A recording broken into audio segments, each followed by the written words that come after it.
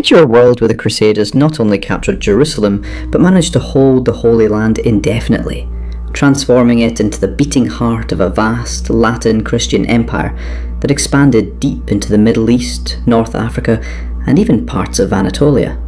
Instead of being pushed back by powerful Islamic dynasties like the Ayyubids, the Mamluks, or the Ottomans, the Crusader states, known collectively as the Latin kingdoms, flourish for centuries, shaping the destiny of Europe, the Middle East, and the wider world in ways our history never witnessed. In this alternate timeline, the First Crusade success does not stop the gates of Jerusalem. The victory is followed by a series of meticulously organised and fiercely executed campaigns that crush the remaining strongholds of resistance in the Levant. The fragmented principalities that arose from the First Crusade, the Kingdom of Jerusalem, the Principality of Antioch, the County of Edessa, and the County of Tripoli, do not collapse under Muslim counterattacks.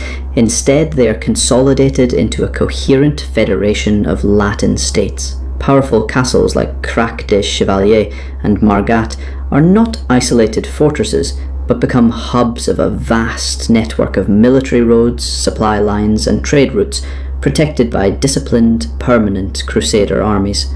European kingdoms see these Crusader states not as remote outposts, but as extensions of their own realms. Noble families compete to gain lands and titles in the Holy Land. Entire generations of knights, artisans, farmers, and merchants migrate eastward in organised waves of settlement, encouraged by promises of land, wealth, and eternal salvation. Agriculture flourishes in the fertile plains of Palestine and Syria, under the management of feudal lords who introduce European farming methods while adopting local irrigation techniques.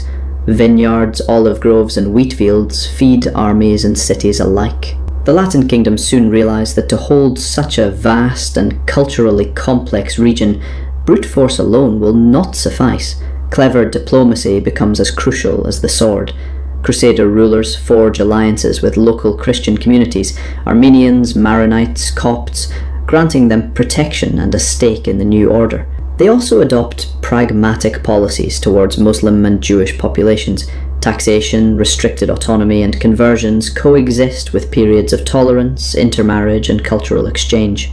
Over time, a distinctive hybrid society emerges in the Levant. Gothic cathedrals share skylines with ancient mosques, Latin knights learn Arabic, and local art and architecture fuse Romanesque and Islamic styles in ways unimaginable in our world. Key Islamic powers that historically pushed back the Crusaders splinter under the combined pressure of relentless Crusader offensives and internal factionalism. The Seljuks never fully recover from their divisions, while Egypt's Fatimid Caliphate collapses earlier, its power vacuum quickly filled by Latin armies that seize Alexandria and Cairo.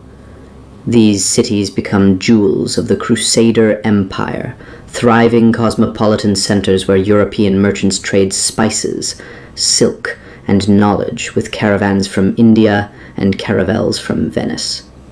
With the Nile Delta under Crusader control, the Latin kingdoms gain access to the Red Sea and the lucrative Indian Ocean trade network. They build fortified ports along the coasts of Egypt and the Arabian Peninsula, sending fleets to compete with Arab and Persian traders.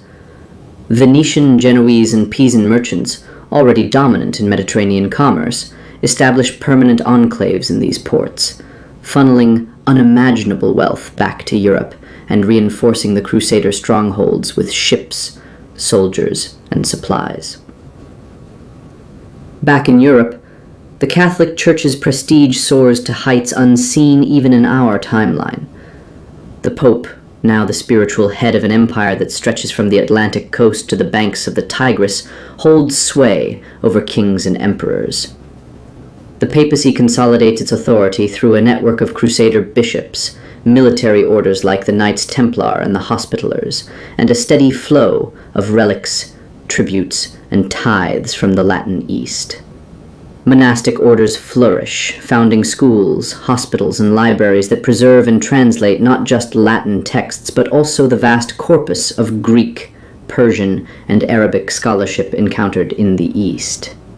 This influx of Eastern knowledge transforms Europe, sooner and more profoundly than in our timeline. The works of ancient philosophers, mathematicians, astronomers, and physicians reach European universities centuries earlier.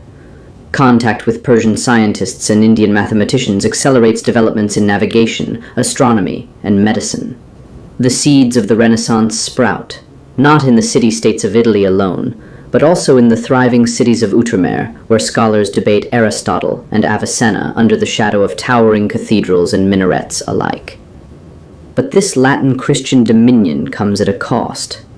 Muslim populations across the Middle East resist foreign occupation through waves of uprisings, assassinations, and guerrilla warfare.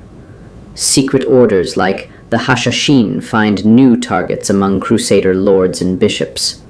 Rival Islamic states, unable to coordinate massive counteroffensives, instead wage perpetual border wars and launch naval raids against Crusader ports. Despite fortifications and garrisons, the Latin kingdoms are in a constant state of siege, political, cultural, and military. To survive, Crusader rulers adapt. Intermarriage between Latin nobles and local elites becomes commonplace, blurring ethnic and religious lines. A new aristocracy emerges, fluent in both Latin and Arabic, versed in both chivalric codes and local customs. Legal systems blend Roman law, feudal statutes, and Sharia elements to govern mixed populations. Arabic and Latin meld into unique dialects spoken in bustling markets where merchants from Venice bargain with Persian traders and Nubian farmers. Meanwhile, tensions simmer within Christendom itself. The Orthodox Byzantine Empire, initially a reluctant ally of the Crusaders, finds itself overshadowed and encircled by the expanding Latin sphere. Distrust turns to open rivalry as Crusader armies seize key Anatolian cities like Antioch, and even threaten Constantinople itself. The great schism between Eastern Orthodoxy and Roman Catholicism deepens. Occasional attempts at reunification fail as power politics triumph over a theological compromise. Civil wars and excommunications scar the Christian world, even as it projects power outward. Farther east, powerful Islamic empires, whether the resurgent Persians, the distant Mughals, or a new caliphate in Arabia, do not stand idle forever. Centuries of failed counterattacks breed new waves of religious revival and militarization. The idea of jihad as a unifying force finds fresh momentum. Holy warriors and scholars crisscross the Islamic world, calling for renewed resistance. Secret trade routes bypass Crusader ports, linking Muslim states with Central Asian caravans and East African dhows that deliver gold, ivory, and spices beyond Latin reach. As the Crusader dominion expands southward into North Africa, it confronts the Berber kingdoms and Arab emirates of the Maghreb. Coastal cities like Tunis, Tripoli, and Algiers become battlegrounds for control of Mediterranean trade and gateways to the African interior. The Latin rulers push deep into the Sahara's trade networks, seeking gold from Mali, salt from Tagaza, and slaves from sub-Saharan markets, ironically recreating the same trade dynamics that fueled parts of the Arab world for centuries. In this timeline, the Atlantic powers of Europe, Portugal, Spain, and later England and France, still look westward too. The age of exploration may arrive sooner, driven by the insatiable demand for new wealth to sustain distant Crusader holdings. With the eastern trade routes increasingly under Crusader control, European kingdoms pour resources into naval innovations, seeking alternative passages to India and China, around Africa or across the Atlantic. Perhaps Columbus sails earlier, or a port. Yet the vast Crusader realm is not invincible. As centuries pass, contradictions within the Latin kingdoms grow sharper. Vast distances, cultural diversity, and the sheer costs of defending thousands of miles of fortified frontiers strain the feudal model. Local lords grow semi-independent. Military orders like the Templars become so wealthy and powerful that they challenge secular rulers, sparking conflicts that echo the bitter disputes between popes and emperors back in Europe. Corruption, decadence, and intrigue flourish in royal courts from Jerusalem to Cairo to Antioch. Rival Christian movements rise too. Reformers denounce the greed and excesses of the Crusader elite, calling for a purer faith, closer to Christ's teachings. Heresies spread among the poor and marginalized, leading to crackdowns, inquisitions, and bloody rebellions that weaken Latin unity from within. The Orthodox Church in Byzantium, forced to the margins, may find unlikely allies among disgruntled Eastern Christians or even rebellious Muslim factions, creating shifting webs of alliances and betrayals.